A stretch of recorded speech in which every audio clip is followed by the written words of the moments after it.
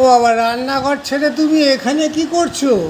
হ্যাঁ খুব গরম লাগছে না, পারছি না রান্নাঘরে দেখো না। হ্যাঁ এখানে বসে বেলে নিচ্ছি, হ্যাঁ। বেলে নিয়ে তারপরে রান্নাঘরে গিয়ে করবো। পরোটা তো 3 কোনা হয়, তুমি 4 কোনা করছো কেন? চৌকো পরোটা 6খানা লেয়ার আছে। হ্যাঁ 6খানা লেয়ার ছিঁড়বে যখন, যেমন তুমি পেটাই পরোটা খাও সেরকম পেটাই পরোটার মতো লেয়ার আছে, বুঝলে? এই গরমে পরোটা কেন? আজকে একাদশী,